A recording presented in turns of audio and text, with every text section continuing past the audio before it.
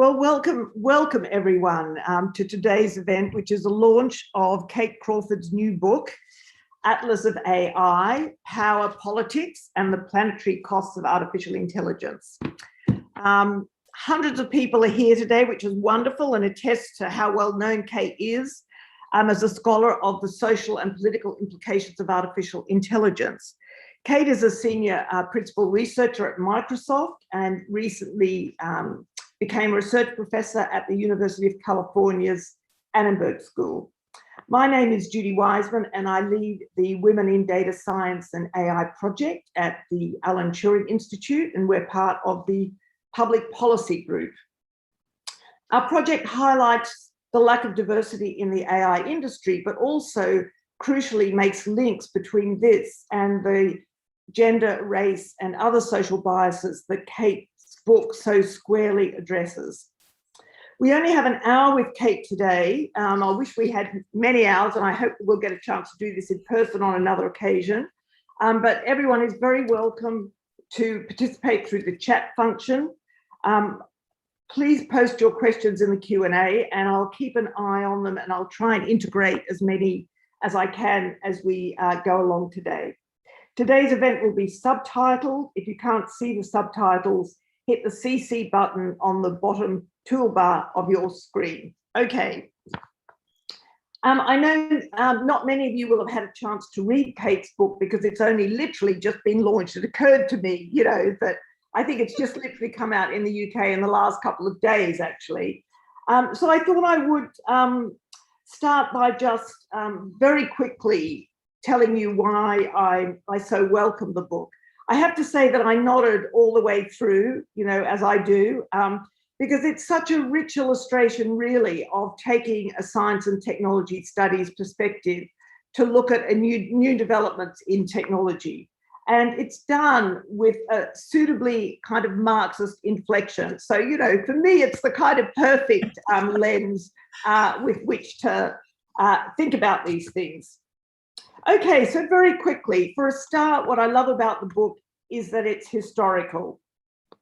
In every chapter, you locate technological developments in the historical context of their emergence and show how these origins are embedded in the technologies themselves, whether it's facial recognition or emotion recognition, that you rightly stress throughout the book that we need to understand where these systems come from to understand how they function. So I'm totally sort of with you on that.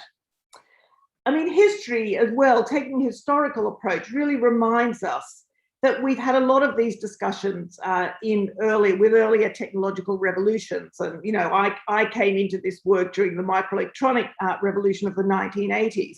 And I remember well then the debates about the impact of technology being at this simple dichotomous debate about whether they're, utopian or dystopian. We had a lot of that discussion. And in a way, the field of science and technology studies was really trying to address the technological determinism that sort of was underlying those debates, to very much emphasize that technology isn't autonomous, but is always shaped by social, political, and economic forces. And as you make so clear, Kate, human choices are embedded in the very design or architecture. I mean, as we say nowadays, the materiality of technology, whether it's hardware or software, Langdon Winner's bridges or AI systems. Secondly, I was very intrigued and absolutely persuaded by you adopting an atlas or map as your lens. I have to think about that a lot because I'm much better on time than on space, But I actually think it's terrific lens because it enables you to extend the notion of infrastructure to include the planetary infrastructure, the dual operation of abstraction and extraction in information capitalism, as Hart and Negri put it, that includes the cost of natural resources and its labor process. So in the fine Marxist tradition of exposing commodity fetishism, you expose the material conditions of the production of AI, its whole life trajectory, the birth, life, and death of an AI system, from minerals and energy, via a global supply chain of labor, to the way corporations and the state operationalize it, and its impact on our lives. Like all technologies, AI is not artificial. It's very much man-made, if I can say so. Thirdly, I very much like the way you argue that to call AI intelligent, and I think this is crucial to the whole book really, is to invoke a very narrow definition of intelligence, one that flattens the complexity of lived experience. AI systems operate according to the normative logic of mathematical optimization across a variety of domains such as education, health, welfare, credit, criminal justice. And the result is that only what can be measured counts. It's governance through numbers.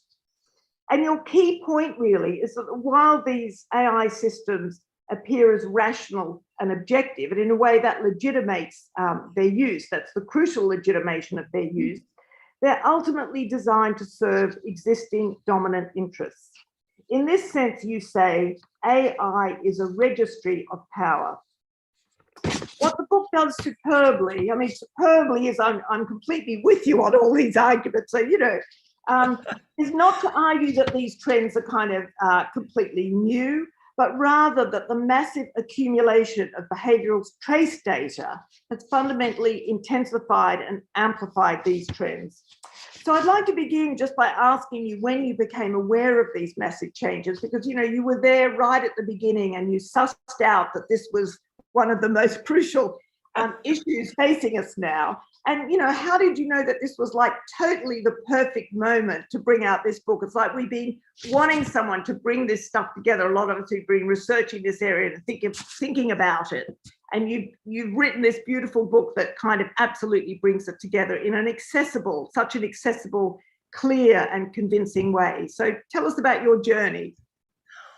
Well, Judy, I have to say that is the most generous and overwhelmingly just wonderful introduction. Thank you. I mean, particularly because I've been such a fan of your work for so long, since way back when you first published, I think Social Shaping of Technology was one of the books that was like prominent on my bookshelf in the 90s. And of course, everything since, including Press for Time, which I write about in Atlas of AI. So it means a great deal to me to be here in conversation with you today. I'd also like to say a big thank you to the Alan Turing Institute for hosting us.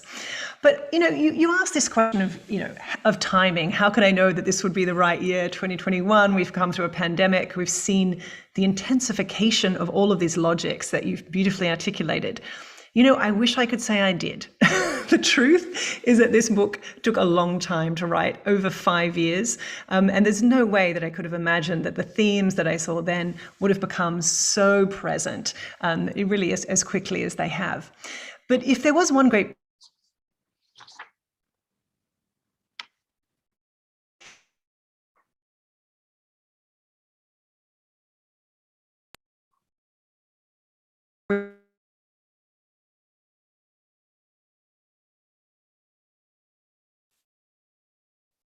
happened?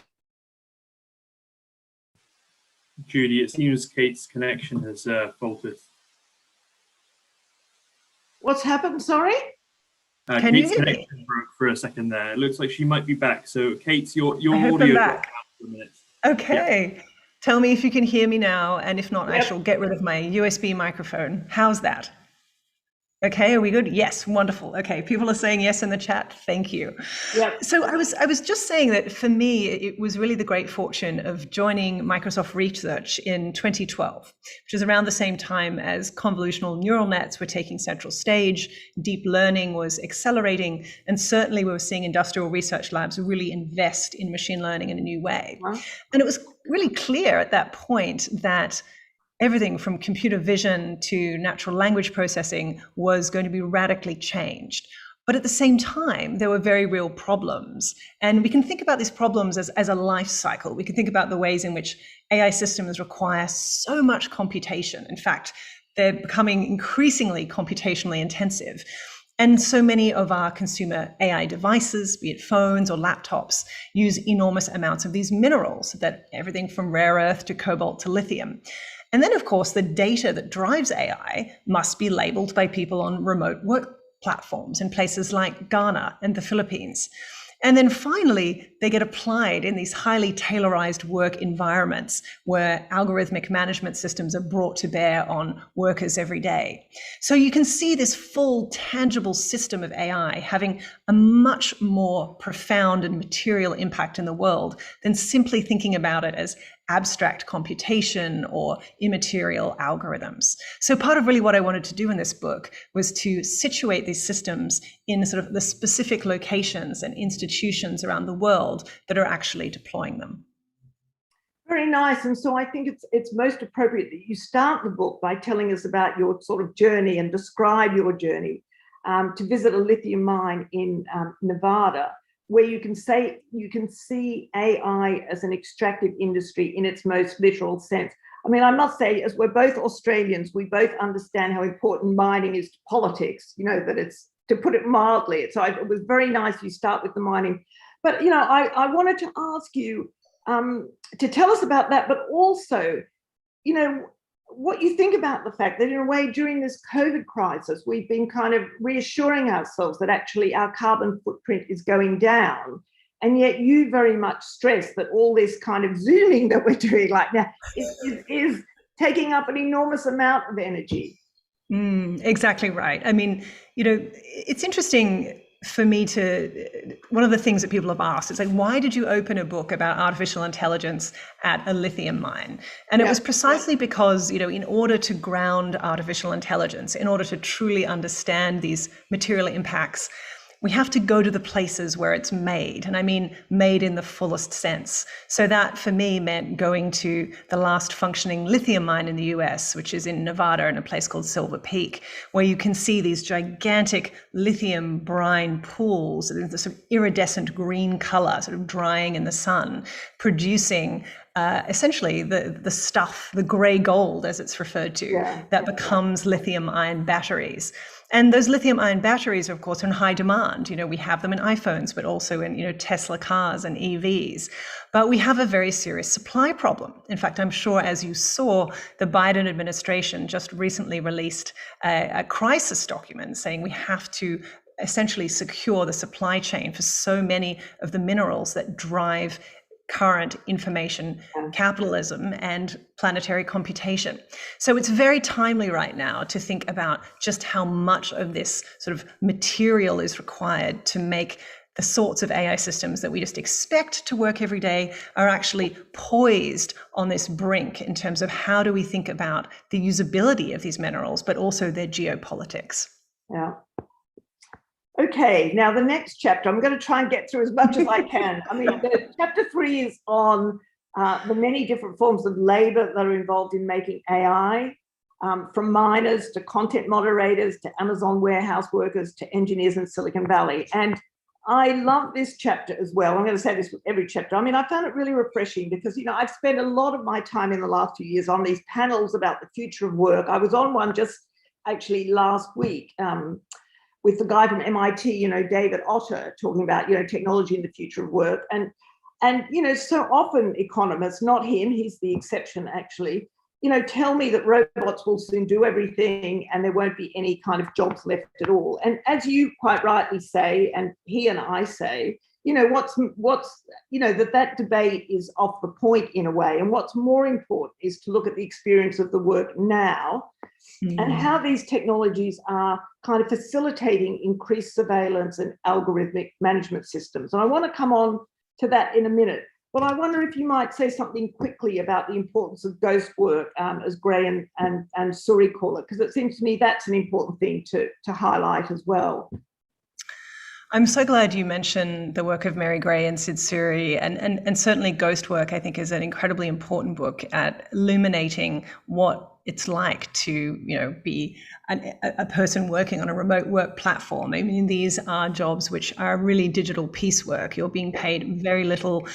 These are sort of, sub-poverty level wages for doing work that can be extremely tedious and extremely stressful. So certainly, we've seen, many scholars from Lilia Rani to, I'm thinking here also of the wonderful work of Astra Taylor. She uses the term photomation, the way way in which we assume automation, but in actual fact, it's people propping up these systems.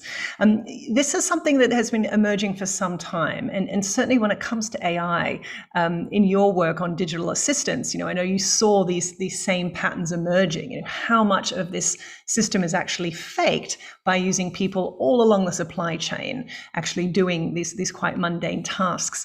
And in the book, I write about a system called XAI, where they actually had people pretending to be digital assistants, doing 14-hour days, that sort of really quite painful work conditions.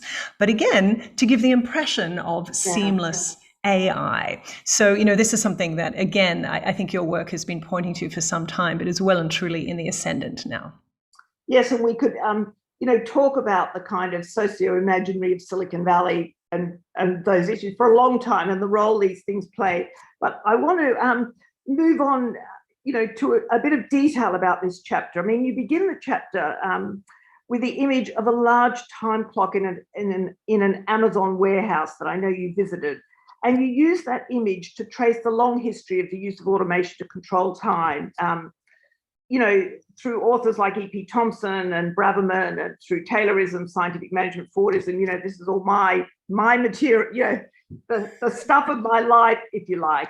I wondered if you could tell us about a little bit more about the use of algorithmic management systems at both ends of the labour market. On the one hand, in terms of kind of platform work, and at the other end, which is what I've been studying, about knowledge work and how that's being transformed.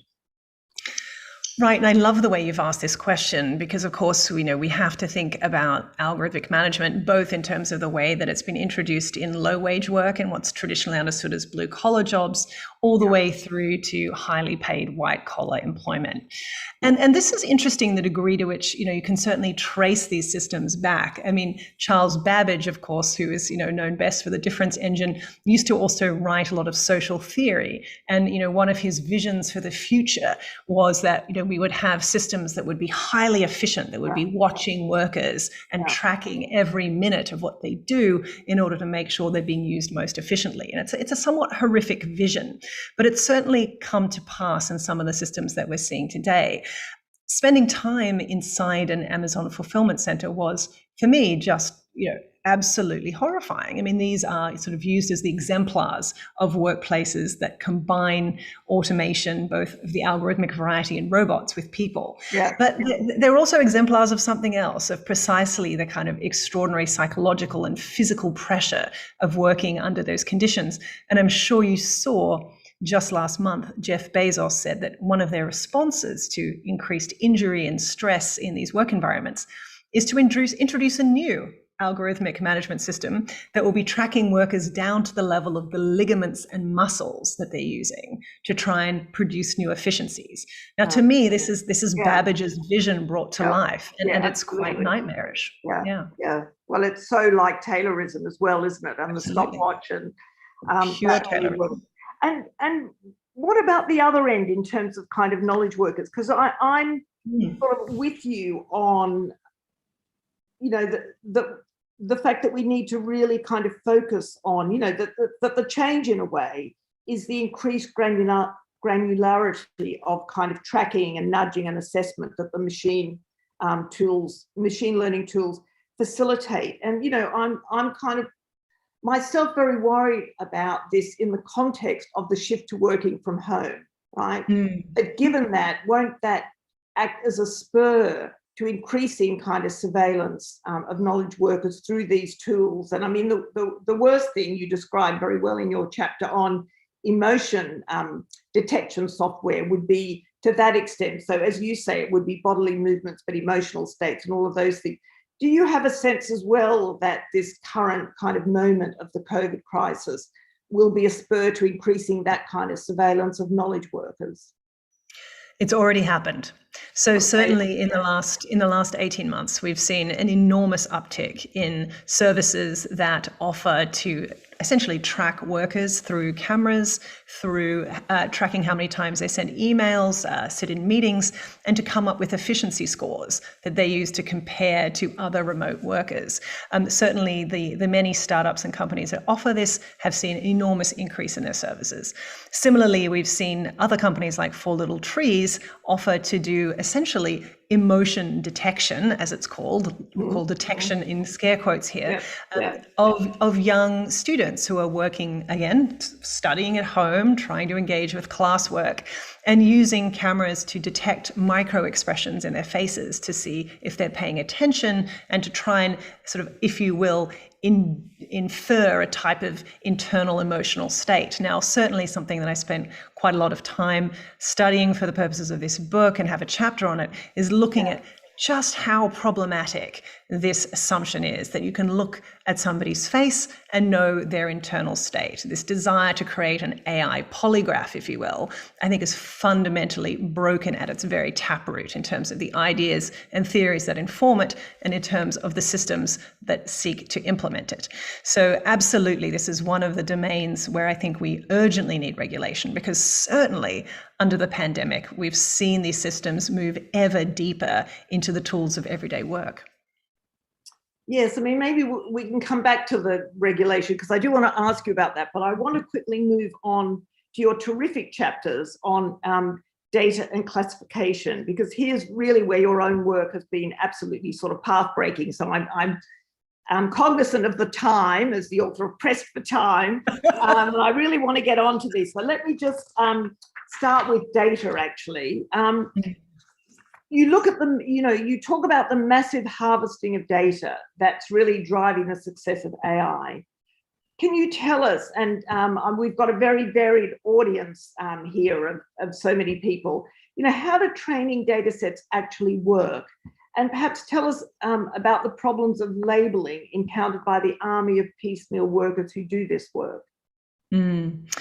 Well, put very briefly, sort of supervised and unsupervised machine learning systems are built by using large amounts of data to essentially represent the world. We call this training data. And training data, in a sense, becomes sort of the ground truth of how systems will actually function. So for me, one of the things that's been so revealing and interesting is to really study, to really look at how training data works, to open up, if you will, the training data sets and see not just the data within them, but the logic in terms of how it's classified and ordered.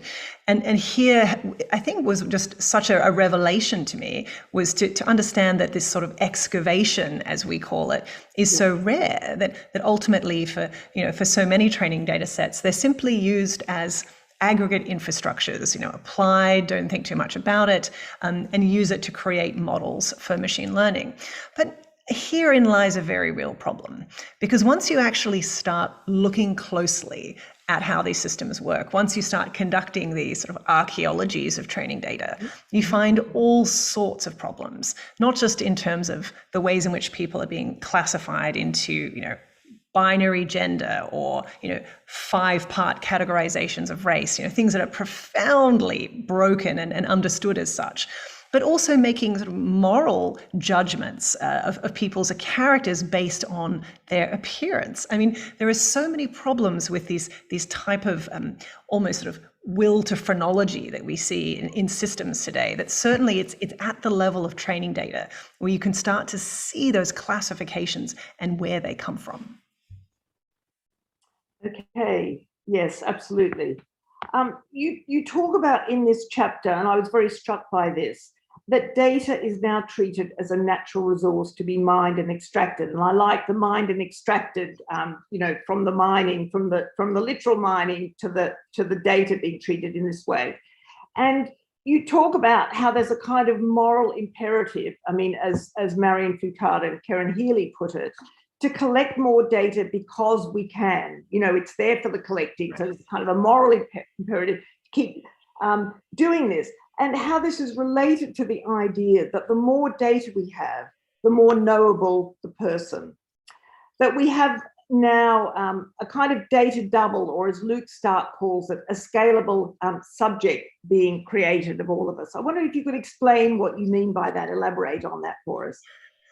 Well, I mean, I think that's a, interestingly, a formulation that's been a long time coming. So this sort of ideology that more is better is something that you can see really going back to sort of the late 20th century and sort of the very early AI labs. And this is something that the media historian Xiaoqing Li has documented beautifully in her work about the IBM Continuous Speech Recognition Lab, where Robert Mercer, this is, yes, the same Robert Mercer, who funded the Trump campaign and, many other things besides, back when he was actually a research scientist, said that more data is always better data. And indeed, so what we see at that time in history is a shift away from the sorts of expert systems approaches and symbolic logic that were previously sort of dominant in AI towards sort of probabilistic methods and brute force approaches.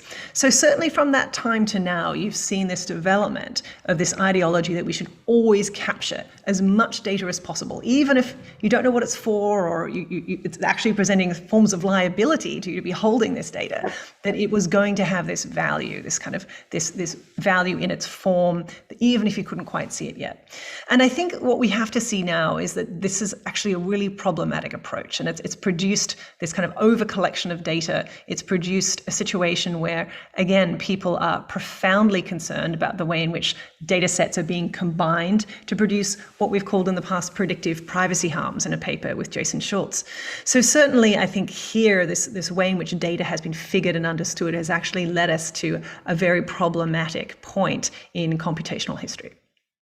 Yes, and I also think that what's interesting is how this kind of accumulation of data is affecting our own subjectivity. I mean, I know this is a topic for another time, but the self-optimization that's somehow built into the accumulation of data of the self, and you've written very nicely sort of about that. And I love your paper, actually. I can't remember it now, but I do use it for teaching, where you start with weight scales and go through talking about, the accumulation of information and how that actually affects your own sense of embodiment and how you're functioning in the world.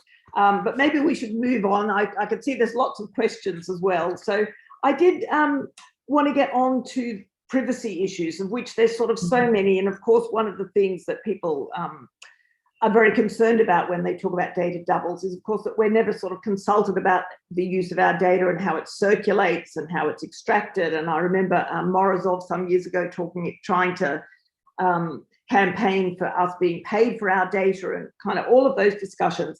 But perhaps as we're at the Turing, what might be more interesting is how you talk about the problem that there's a lack of standard practices to note where data comes from, and how that's particularly a problem given that many of the data, given the private ownership of many data sets, that when there's public data sets, I mean, you say you've looked at hundreds of data sets and they must be in the public realm.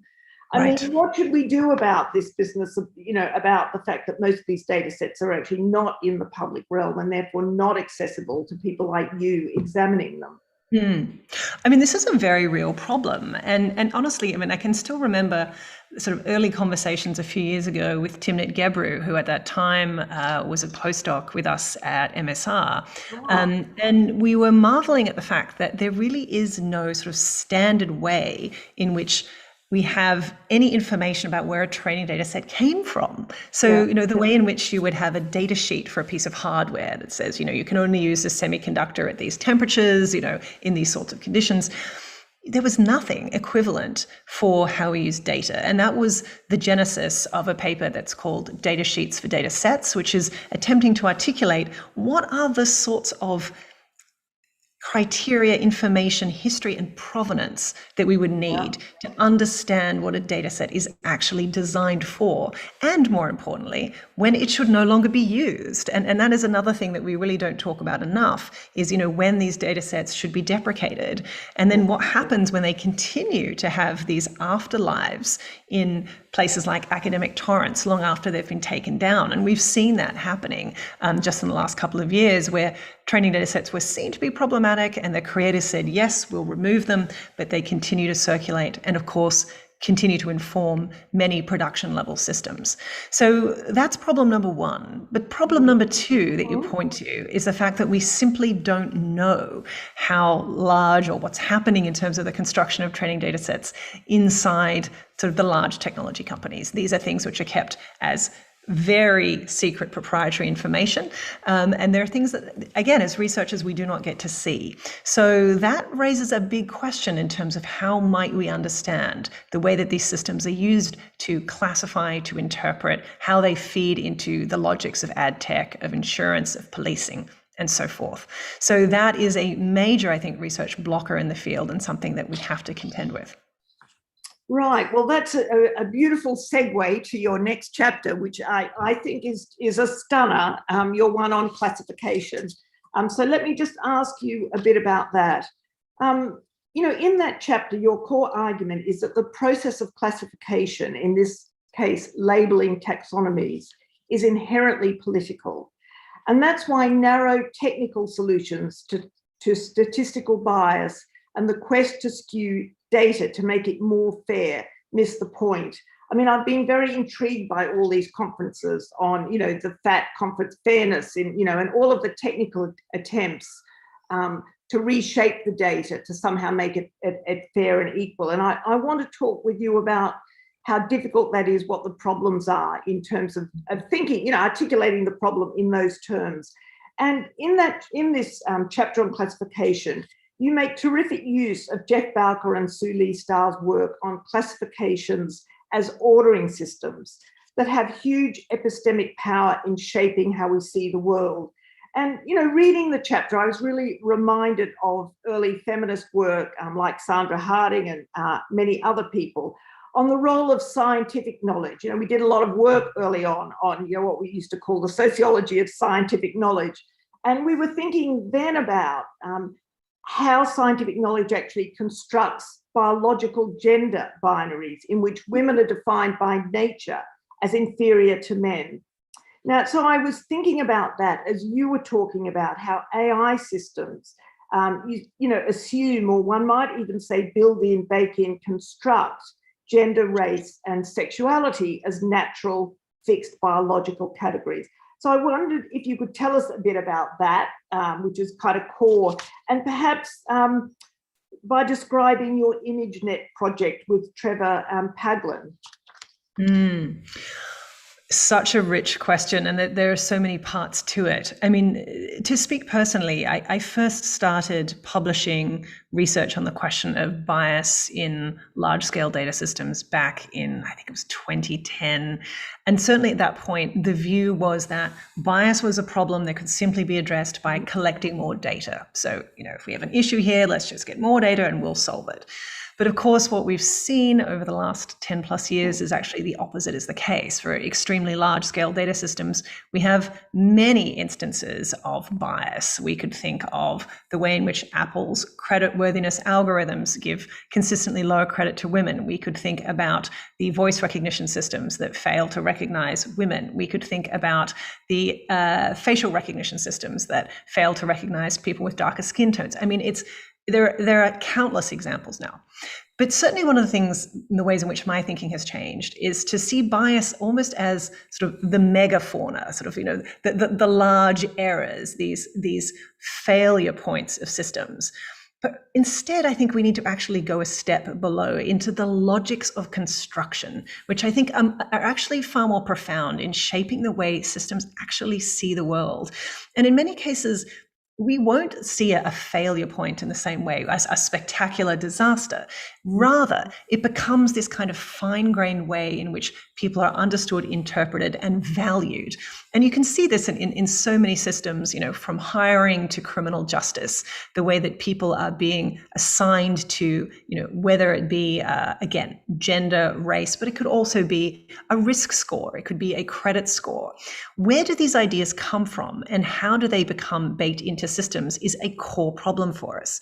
Now, certainly one of the extraordinary things we've seen in the last 5 years has been the focus on fairness, accountability, and transparency issues, things like the FACT conference. These, I think, are necessary interventions, but they're not sufficient because they always, in many cases, we see many papers, factor these as purely technical problems that require technical fixes without thinking about the way in which, by ingesting the data from the past, we are absorbing those forms of structural inequality, bias, and ways of seeing that are actually profoundly problematic. And that's certainly something that we saw working on the ImageNet project with the artist Trevor Paglen.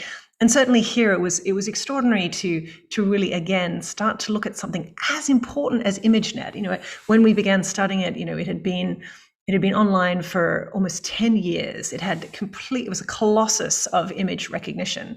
But certainly it really hadn't been studied at the level of what was happening in particular categories, particularly the people category, where we found so many just deeply racist and misogynistic terms, but also, you know, terms that were just made no sense, terms that didn't have a visual analog, like describing somebody as a debtor or a friend or an acquaintance, you know, these ideas that are not part of how we'd understand a sort of a visual noun. So certainly one of the things we did was to start to open up these epistemic questions around how knowledge is being made and how classifications at that deep level need to be far more, I think, critically engaged with, both in the technical fields, but I think this is fundamentally a socio-technical question, which means you need different sorts of expertise around the table.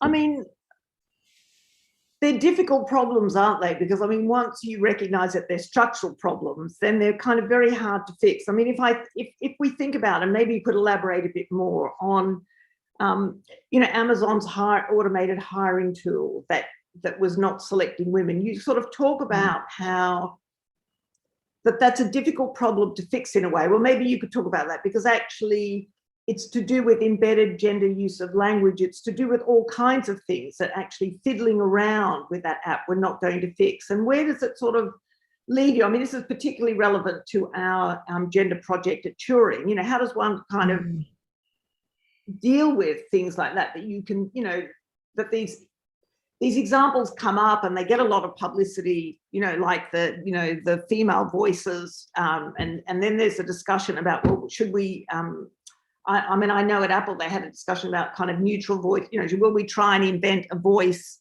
that isn't identifiable as masculine or feminine? Then there's an issue about accents. I mean, all of these things are sort of very difficult, aren't they? I mean, if we take something like the recruitment as an example, what do you think about that? Where does one go once one recognizes how deep these kind of connections are? Well, I mean, this would bring us back to our questions around what can be addressed technically and what has to be addressed through regulation. And of course, this is very timely, because if we think about just in the last couple of months, you know, one of the well-known hiring companies, HireVue, which was using emotion recognition in its sort of video interviews, made a sort of big announcement that yes, they were listening to the criticism and they were going to devolve that from their systems, but they still use things like basically voice emotion detection, listening to your vocal tone, and again trying to decide, you know, whether that says something about your character or your employability. So, you know, again, at the level of hiring, I think we have lots of questions around who is valued, you know, who is the idea of the ideal subject or the ideal employee.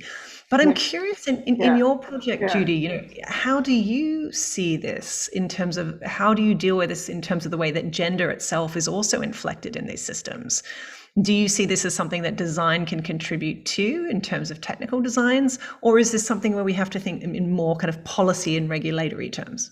I mean, I think we have to do all of these things. You know, we have to do something about the lack of diversity in the field, that there are so few, that, you know, when you look at the leading machine learning conferences, that the number of women contributing there is kind of tiny, you know, that you've got a very skewed workforce. It's mainly a young male workforce. And I do think that is by no means a solution, but I've strongly argued, as you know, for decades, that you can only designed from your experience in a sense. And if there's a very narrow range of experience kind of feeding into design and systems, again, whether it's hardware or software, you get a very kind of limited use of imagination, creativity. It's not good for any of us. So I think that's very important. I mean, I also, we're hoping to do some more work on organizational culture, because it seems to me that partly we need to get into organizations and see what's going on and why only certain kinds of workers feel comfortable in those organizations, why there's a kind of chilly climate in there.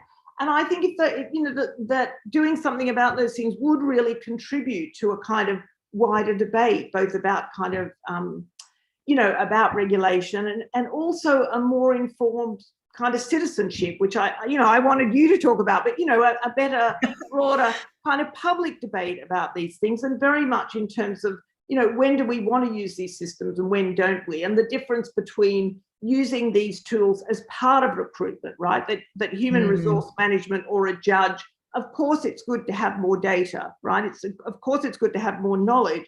But as I think Virginia Eubanks so well talks about in her book, where's the human discretion? Where's the judgment? How do we, combine these things and make decisions about when we want to use these systems and when we don't? But, please elaborate yourself on these things. Yes. Brilliant. And this is why I love talking with you about these topics, because I think there's so much in that in terms of thinking about how and where we vest the idea of creative innovation. And certainly for the last 15, 20 years, Silicon Valley has really told a story about technical innovation, that has been lionized at all costs. Move fast and break things. This is how we do things best. We create technical innovation.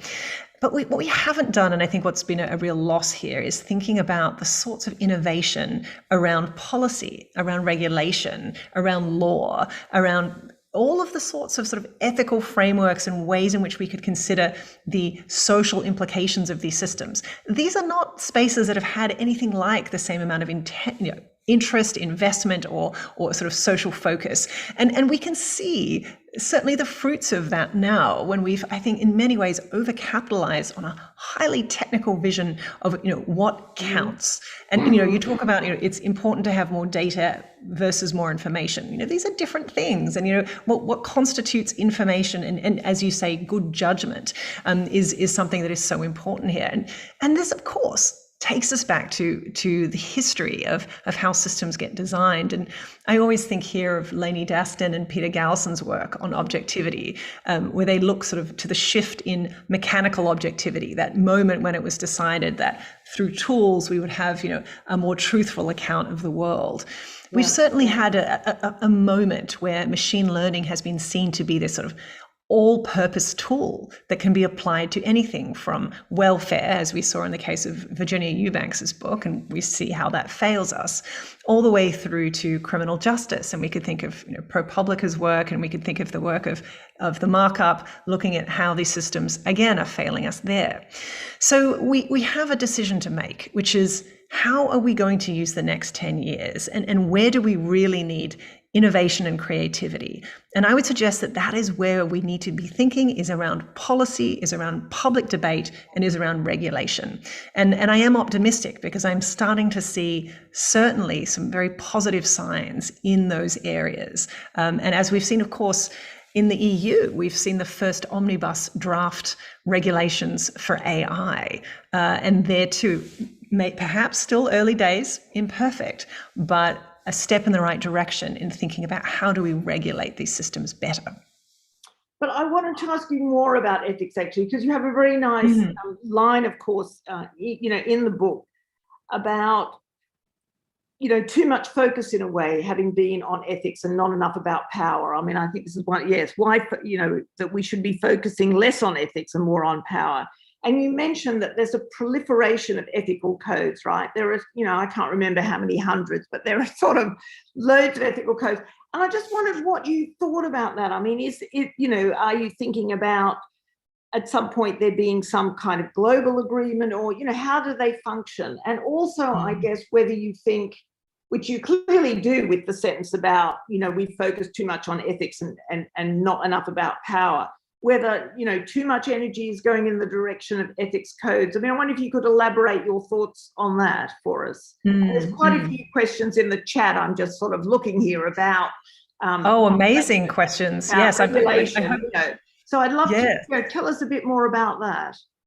Yes, and thank you for these questions. We'll certainly get to them in a moment. Allow me to just address that in two ways. One is to say philosophically. Obviously, you know, issues of ethics and power are always intertwined, and we have, you know, decades, in fact, centuries of philosophy to point to exactly how that works. But in the book, what I'm referring to specifically is the way in which ethics codes have been used as a way to brush off regulation, as a way to say, we've got this, we'll have an ethics code, therefore we don't need any laws or sort of regulatory guardrails around how we're creating these systems or who they might be harming. And quite frankly, this isn't enough. And certainly while I think it is important to articulate forms of ethical principles in terms of how we design systems and deploy them, there is something much deeper, which is how do we actually make sure that these principles are accountable? What are the ways in which we can ensure that, in fact, if something does go wrong, that this won't happen again and that there will actually be an account? So this is where I think regulation is far more necessary, and certainly accounts of power, does this system actually give more power to the powerful? A system, you know, a question we should always ask of the systems we build. And also, what are the ways in which these systems actually speak to existing forms of power, be it capital, policing, the military, you name it? That to me is a much more useful lens than quite high level ethical statements around safety and, you know, making sure that, you know, we do no harm. Because again and again, we've seen how, again, these codes have actually not borne out with the reality. Yeah, well, I mean, it's interesting because there's such a kind of fashion in Silicon Valley for kind of user groups, UX groups, as if that's the answer, you know, that you get some users in and test something out. And it's such a kind of narrow context of use. Whereas you're kind of very much stressing that actually it's people who are affected by these technologies who should be the ones who are consulted and you know, participate in the design. And we've had a lot of movements in our circles for years about participatory design. Could you say something about that? Do you think that's an important kind of element in all of this? Oh, absolutely. And certainly, you know, one of the things that I've worked on, as have many other scholars, including people like Andrew Selbst, is this idea of impact assessments. You know, how would you actually have impact assessments where members of the community can have a say in whether a government will deploy a facial recognition system or, you know, a hiring AI system or a, you know, risk assessment system inside the criminal justice system, for example. These are many, many places at which you could actually have public debate and public decision making, and also the ability to have a politics of refusal, to be able to say, no, we don't want this system here. We actually don't want this applied.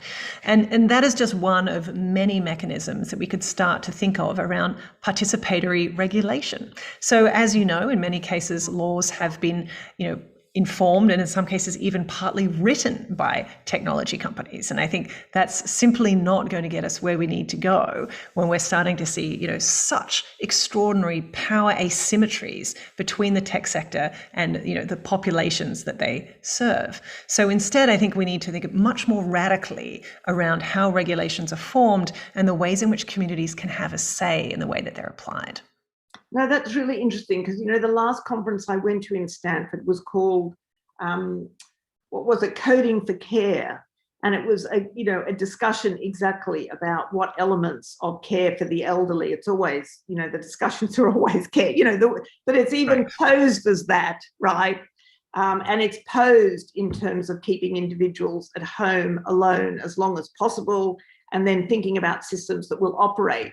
And it's exactly sort of context like that where you really do want to step back and think, well, what do you want to use the technology for in a way, and what isn't appropriate, and where do we get guidelines to think that through? You know, do you have any sort of, do you have any views about the care issue? Well, I mean, care work is such an important question because, again, it's been so central during the pandemic, is to think about, what it is when we're isolated, and again, the way in which the debates have said, how can automation get us out of this, rather than thinking, how might mutual aid be a much better framework? And the question here for me is, why do we always put technology at the center? Yeah. Why do we assume that technology is either going to be the panacea or the problem, rather than saying, why don't we actually think about this problem around what kind of world do we want to live in? What are the ways in which we increase equity and justice? And then how technology might serve that vision rather than driving it.